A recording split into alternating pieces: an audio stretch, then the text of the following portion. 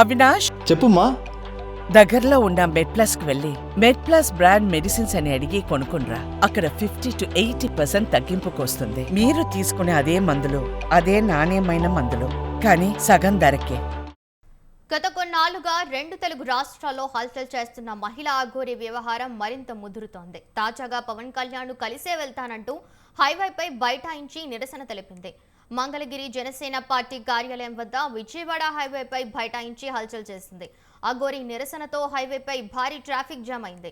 అఘోరిని చూసేందుకు జనం భారీగా తరలివచ్చారు. హైవేపై కూర్చున్న అఘోరికి సర్ది చెప్పేందుకు పోలీసులు ప్రయత్నించారు. ఆమెను అక్కడి నుంచి తరలించేందుకు ప్రయత్నించిన పోలీసులపై అఘోరి చేయి చేసుకుంది.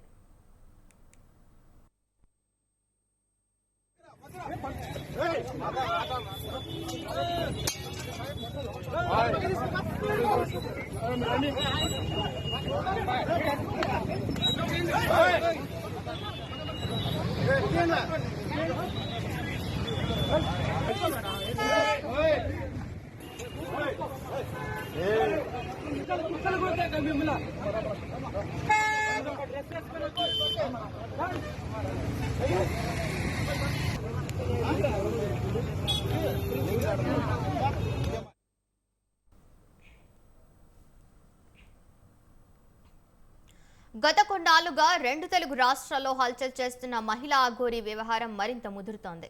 తాజాగా పవన్ కళ్యాణ్ కలిసే వెళ్తానంటూ హైవేపై బైఠాయించి నిరసన తెలిపింది. మంగళగిరి జనసేన పార్టీ కార్యాలయం వద్ద విజయవాడ హైవేపై బైఠాయించి హల్చల్ చేసింది. అఘోరి నిరసనతో హైవేపై భారీగా ట్రాఫిక్ జామ్ అయింది. అఘోరిని చూసేందుకు జనం భారీగా తరలివచ్చారు. హైవేపై కూర్చున్న అఘోరికి సర్ది చెప్పేందుకు పోలీసులు ప్రయత్నించారు. ఆమెను అక్కడి నుంచి తరలించేందుకు ప్రయత్నించిన పోలీసులపై అఘోరి చేయి చేసుకుంది. ఇదే అంశంపై మరింత సమాచారం అందించడానికి వీరస్వామి ఫోన్ లైన్ లో ఉన్నారు. వీరస్వామి, చెప్పండి. ఆకాంక్ష, గుంటూరు జిల్లా మంగళగిరి జనసేన పార్టీ కార్యాలయం వద్ద అఘోరి హల్చల్ చేసింది. ఉప ముఖ్యమంత్రి పవన్ కళ్యాణ్ ని కలిసే వెళ్తానని చెప్పి రోడ్డు మీద బైఠాయించింది. ఆమె బైఠాయించడంతో చాలా సేపు మాత్రం ట్రాఫిక్ జామ్ అయిన పరిస్థితి నెలకొంది. వెంటనే పోలీసులు మాత్రం రంగం దిగి వెంటనే ఆమె సర్ది చెప్పే ప్రయత్నం చేశారు.